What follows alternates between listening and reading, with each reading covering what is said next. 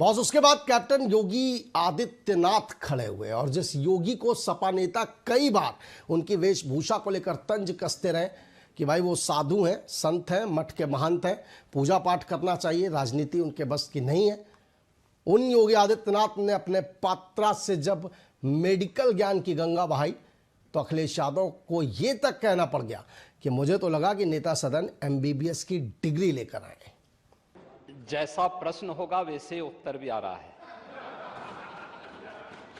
महोदय, माननीय सदस्य ने बहुत महत्वपूर्ण मुद्दे की ओर ध्यान आकर्षित किया है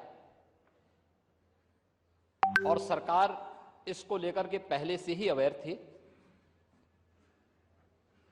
अंतर विभागीय समन्वय से संचारी रोग नियंत्रण के लिए आपने केवल डेंगू की बात की है। जब वेक्टर बॉर्न डिजीज की हम बात करते हैं तो केवल डेंगू उसमें नहीं आता है। वर्मा जी, आप तो चिकित्सा शिक्षा के मंत्री रहे हैं ना, तो केवल डेंगू नहीं आता उसमें, मलेरिया भी है, चिकुनगुनिया भी है, कालाजार भी है।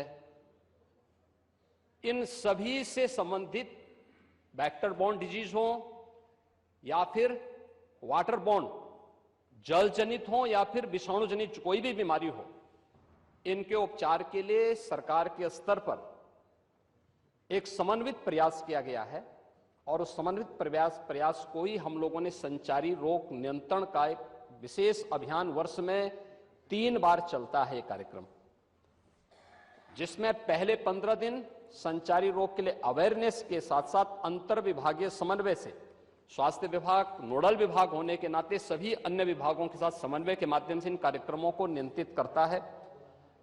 इसके बाद डोर टू डोर जाकर के दस्तक अभियान के माध्यम से कहीं भी कोई व्यक्ति जो बुखार से पीड़ित है, उस व्यक्ति को नजदीक के स्वास्थ्य केंद्र में उपचार की सुविधा दिलाने की व्यवस्था करना। मैंने बात सुनी और वो लगा कि थोड़ी देर के लिए लगा कि वो MBBS डिग्री हासिल किए हुए हैं, MBBS डिग्री हासिल किए हुए हैं, डॉक्टर लगे।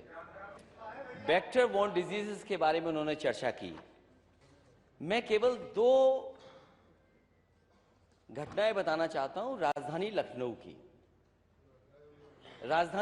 की और इनकी सरकार की नाकामी, इनके हॉस्पिटल्स की व्यवस्था, डॉक्टर्स का इंतजाम। एक पूर्व सांसद, वो बता चुके, वो भी भारतीय जनता पार्टी आप उसको बोल चुके हैं। भारतीय जनता पार्टी पूरी तो भारतीय जनता पार्टी के, वो हमारे दल के नहीं पूर्व सांसद भारतीय जनता पार्टी के, वो अपने बेटे को लेकर के आते हैं। उनके बेटे को ये जानकारी मिलती है कि इसका इलाज अगर जल्दी नहीं हुआ तो जान नहीं बचेगी। वो एक अस्पताल से दूसरे अस्पताल भागे और इलाज के लिए वो एडमिट नहीं करा पाए और उनके बच्चे की जान चली गई। इसका जवाब क्या है डबल इंजन की सरकार के पास?